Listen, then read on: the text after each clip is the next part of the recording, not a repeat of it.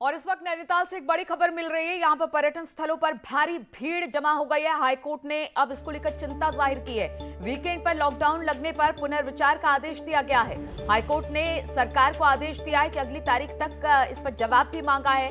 Vaccination की भी high court ने जानकारी मांगी है। तो जिस तरह से अनलॉक होना शुरू हुआ, कोरोना कर्फ्यू हटना शुरू हुआ, वीकेंड पर अब लोग पहुंचने लगे हैं, खासतौर पर दिल्ली एनसीआर के लोग, जिससे नैनीताल में भारी भीड़ जमा हो गई है।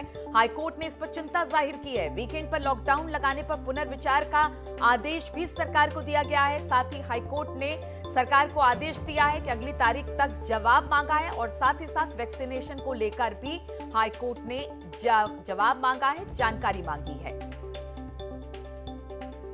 बातचीत करने के लिए वीरेंद्र बिष्ट हमारे साथ जुड़ गए हैं। वीरेंद्र, क्या कहा कोर्ट ने आज इस पूरे मामले को लेकर, जिस तरह से नैनीताल में लगातार पर्यटकों की आवाजाही बढ़ती जा रही है? देखिए नीलू, जिस तरह से पूरे राज्य में पर्यटन स्थलों पर भीड़ उमड़ी है और जो सोशल डिस्टेंस या फिर मास्क और या सैनिटाइजर नहीं हो रहा था, उसको लेके हाईकोर्ट ने गंभीर रुख अख्तियार किया है और सरकार को कहा है कि जो वीकेंड लॉकडाउन उन्होंने हटाया है उसको पुनर्विचार अपने ऑर्डर पे करें। और राज्य के मुख्य सचिव को कहा है कि उन्होंने क्या निर्णय लिया है उसको अगली डेट तक वो बताएं कोर्ट को।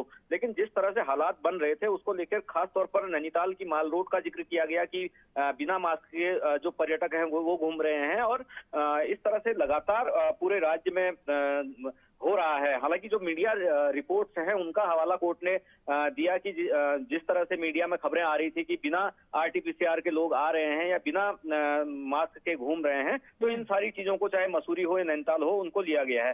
खास तौर पर राज्य के जो स्वास्थ्य सचिव हैं उनको भी कोर्ट ने कहा है कि आप कितने लोगों को अभी तक वैक्सीनेट कर दिया गया है, कितने लोगों को फर्स्ट डोज लगा दी गई है, कितने लोगों को सेकंड डोज लगाई गई है, ये एक पूरा डिटेल्ड एफिडेविट कोर्ट के सामने दाखिल करें। हालांकि स्वास्थ्य सचिव ने कोर्ट के सामने ये कहा था कि डेल्टा प्लस का एक जो मरीज है वो उनको उधम सिंह नगर में मिला है। तो कोर्ट ने डेल्टा प्लस को लेके भी काफी क्वेरी सरकार से की है और एक पूरे तथ्यों के साथ रिपोर्ट मांगी है।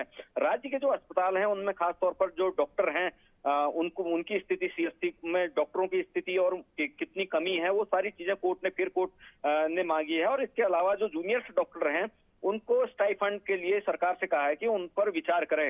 हालांकि कोर्ट ने सुनवाई के दौरान एक दिलचस्प बात कही कि जो नैनीताल है, इतनी भीड़ यहाँ पर आ रही है और नैनीताल पर्यटन के साथ जुडिशियल कैपिटल भी है और इस लिहाजे से यहाँ स्वास्थ्य की कोई सुविधाएं नहीं है। तो ये कहा जा सकता है कि कैसे अगर डेल्टा प्लस आएगा या फिर कोरोना की तीसरी लहर आएगी तो कैसे पार पाएंगे। तो खास तौर पर बहुत सारे डायरेक्शन कोर्ट ने दिए हैं। हालांकि जो अभी ऑर्डर है वो आना बाकी है, लेकिन शाम तक पूरा जो डिटेल्ड ऑर्डर है वो आएगा। लेकिन खास तौर पर कोर्ट ने चिंता वीरेंद्र जाहिर की है, लेकिन ऐसे में आरटीपीसीआर लेकर वहां पर पहुंचना है, क्या उसके लिए सही तरीके से वहां पर आरटीपीसीआर रिपोर्ट को चेक किया जा रहा है या फिर बॉर्डर पर कुछ टेस्टिंग की व्यवस्था की गई है कि जो नहीं आ रहे हैं उनके लिए, तो कुछ इस तरह की व्यवस्थाएं भी हैं? कोर्ट ने इस पर भी चिंता जताई है।